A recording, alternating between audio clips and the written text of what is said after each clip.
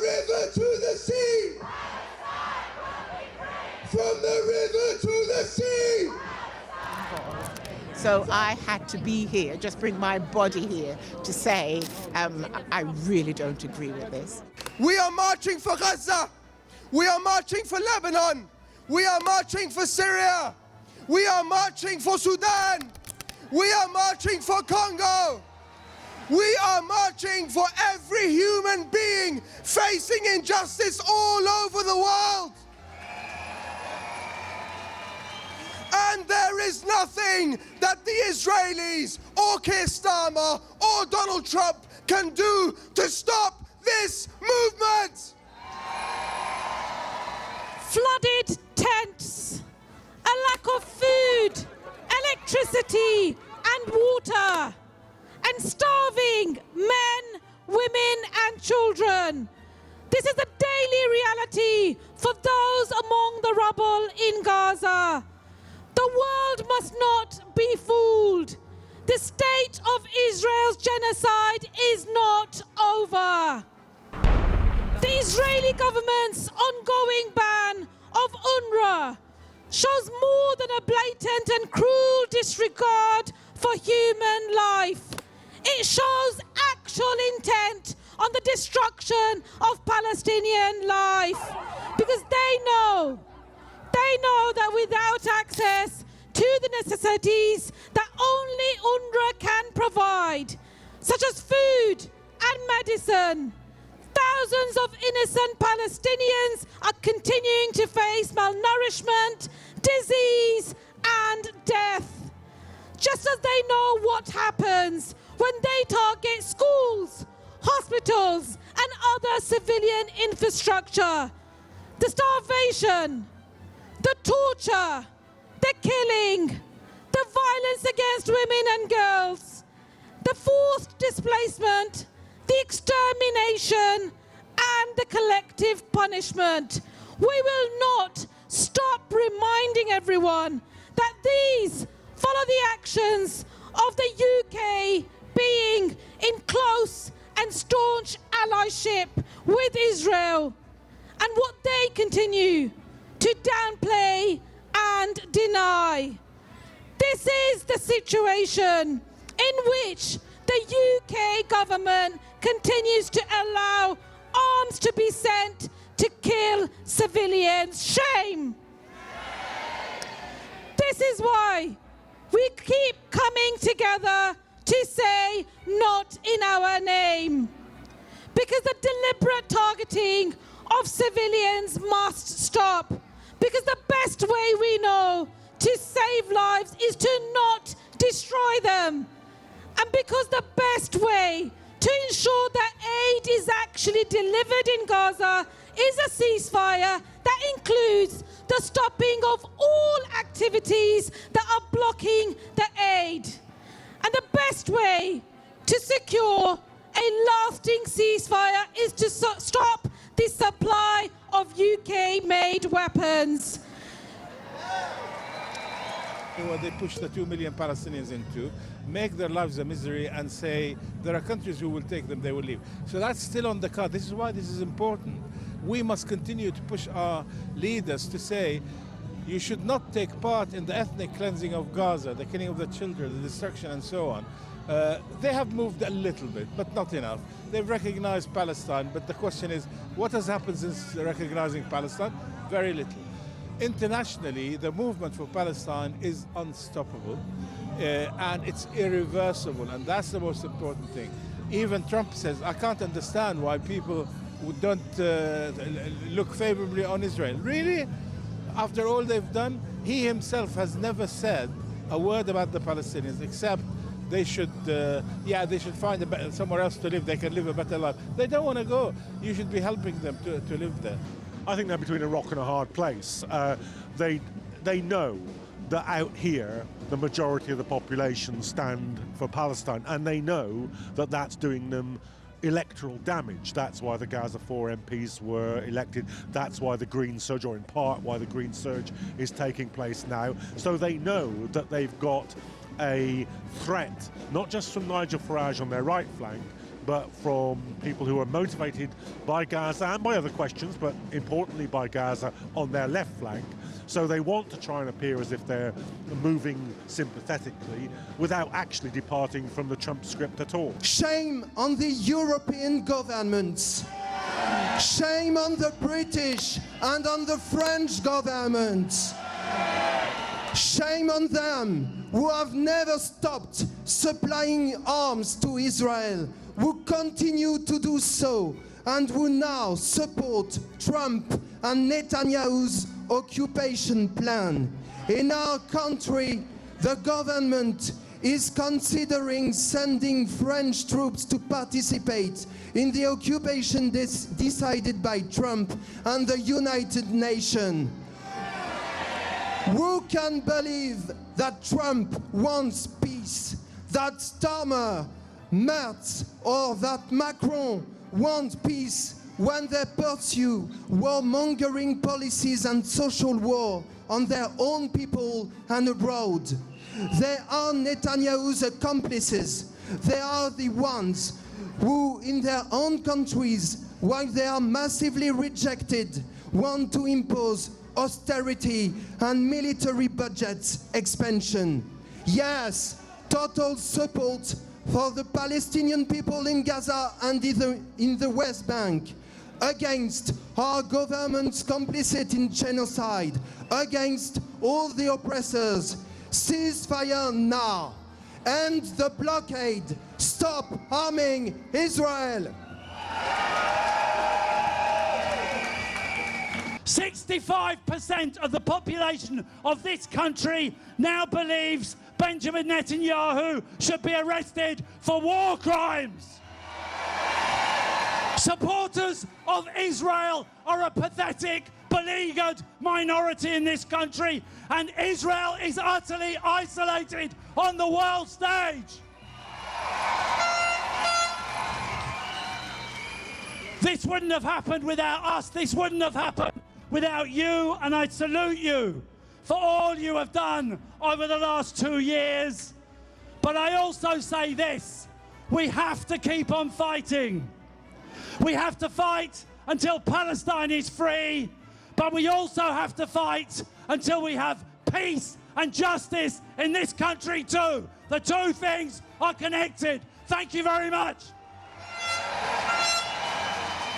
We are a movement that has marched week after week, month after month, and we will not stop. Justice is non-negotiable. Liberation will become a reality, and the sky over Gaza will shine with sun, not with bombs. Our future is free from every system that perpetrates genocide, free from fear, free from oppression, and free from those who value power over life. Tomorrow will only look like this if we do everything to end the machinery of death and genocide.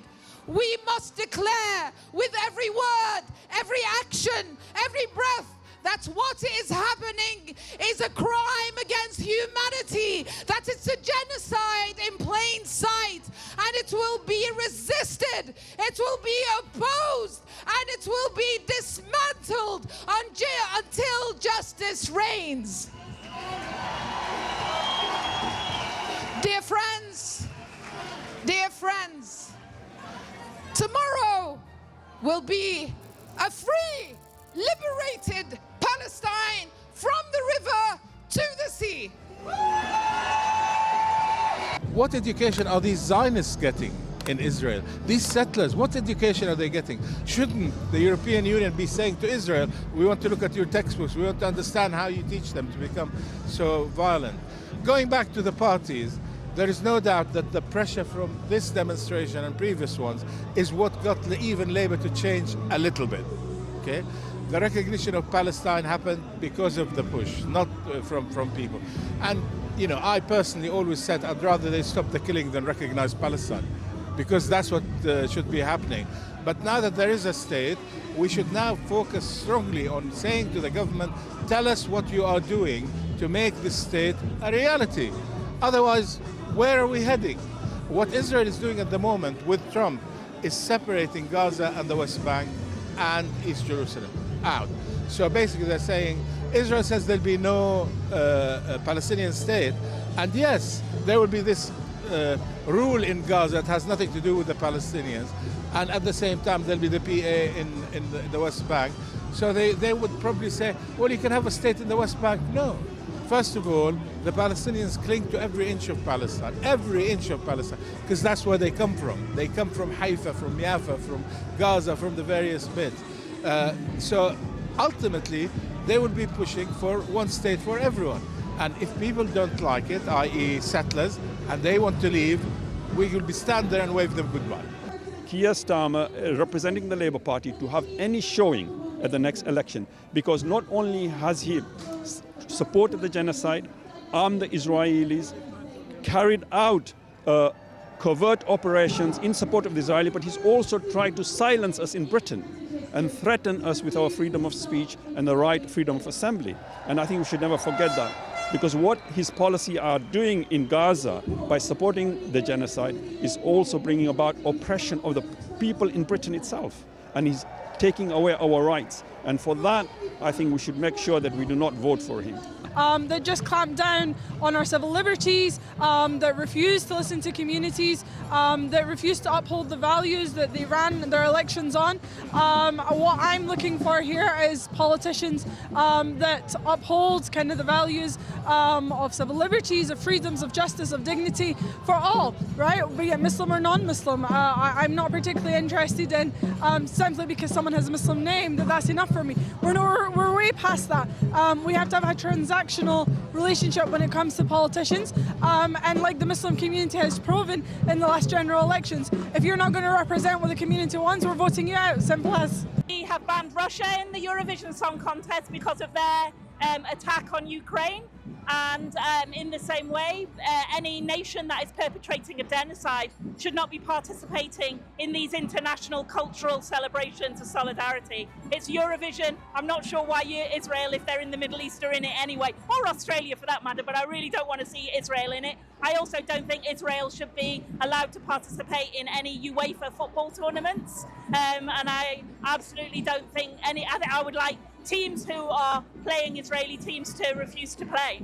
What has happened in terms of the opinion across civil society and the opinion, if you like, across the global street is people have across the past 2 years woken up. They're not buying into the narrative that is, once again, our government's trying to push on us, which is treat Israel as a normal functioning democracy. It's not.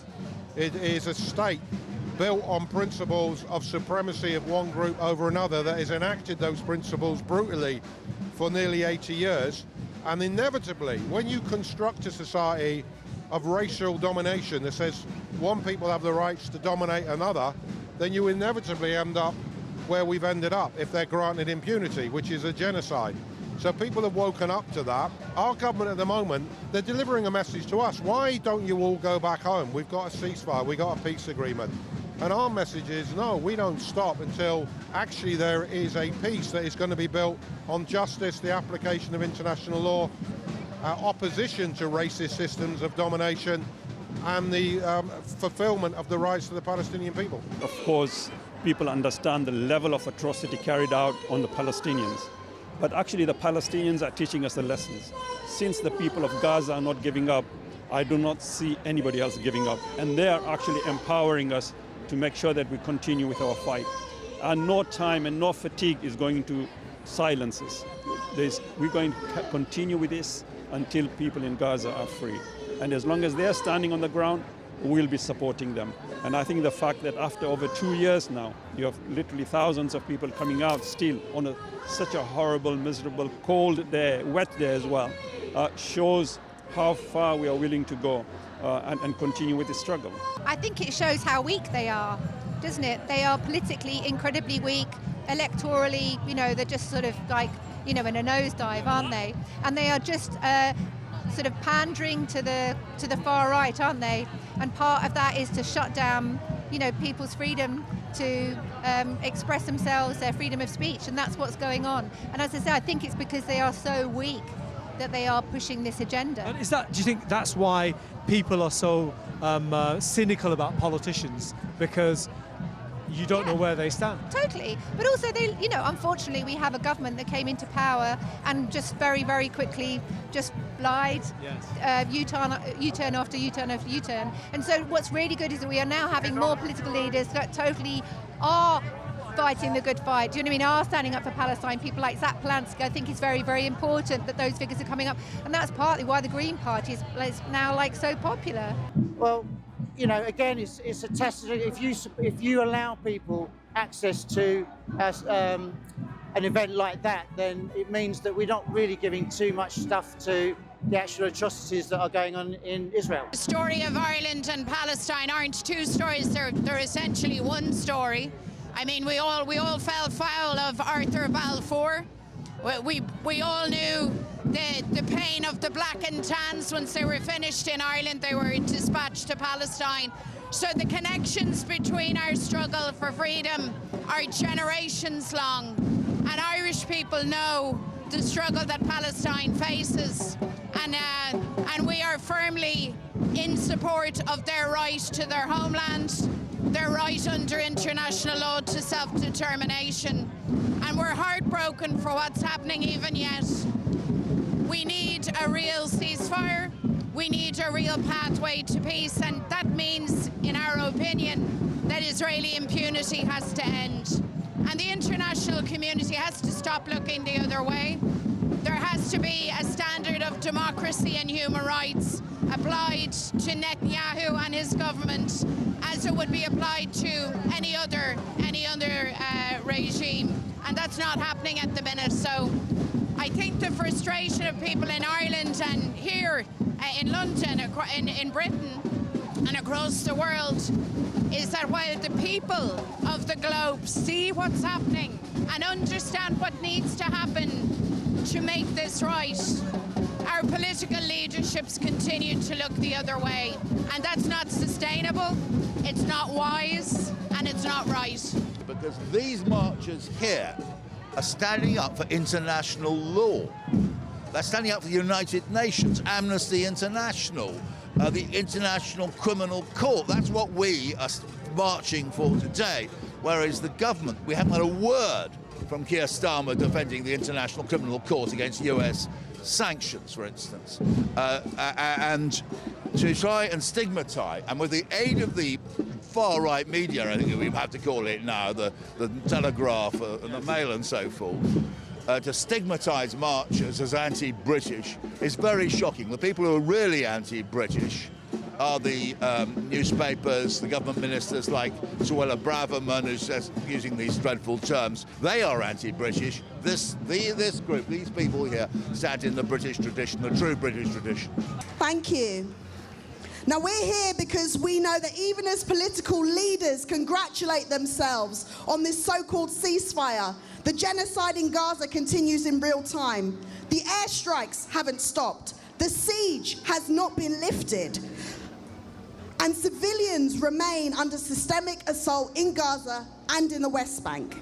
And every single day, Israel's military operations continue with devastating human consequences. Despite all this, people keep trying to reframe the narrative as though stability has somehow returned.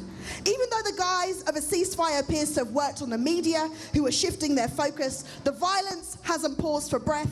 The humanitarian catastrophe is still unfolding, and people are still being killed, starved, and displaced. The only thing that has changed is the level of international attention, and it's exactly that drop in scrutiny that allows injustices to escalate under the radar.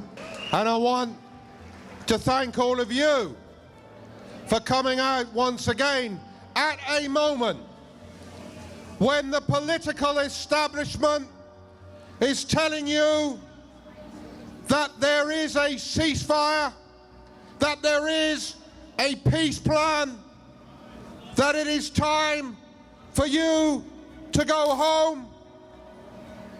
And on a day when the weather forecasters told you it would be torrential in London today, You came out 100,000 strong. So let me begin as the director of the Palestine Solidarity Campaign and as a Palestinian by saying thank you. Thank you for your strength. Thank you for your resolution. And thank you for your solidarity. And we know that today marks the International Day of Solidarity with the Palestinian people. You may know that this day was initiated by the United Nations in 1977 because the General Assembly wanted to mark their deep concern that the Palestinian people still did not have the fulfillment of their rights of self-determination and return, and their deep concern at Israel's ongoing brutal occupation. But now this day has come to symbolize the ongoing complicity of international governments. When this day was initiated, there were 12,000 illegal Israeli settlers in the West Bank and East Jerusalem. Today, 78 years later, there are approaching 750,000. So the genocide which Israel unleashed over 2 years ago is the inevitable consequence of the international community granting Israel decades of impunity for crimes of colonization, ethnic cleansing, occupation, and apartheid. And now, as we gather here, having failed for 2 years to prevent genocide because of the US veto, now finally the Security Council acts. It acts, however, not to enforce international law, but to violate it, not to respect the core purposes of the United Nations, but to abrogate them. It passes a resolution that hands control of Gaza over to the United States, a resolution that allows Israel's participation in decision-making over Gaza's future, but denies that right to the Palestinian people. So the Security Council, through this resolution, becomes again an instrument for continued illegal occupation and a violator of international law. From the river to the sea! From the river to the sea! From the river to the sea!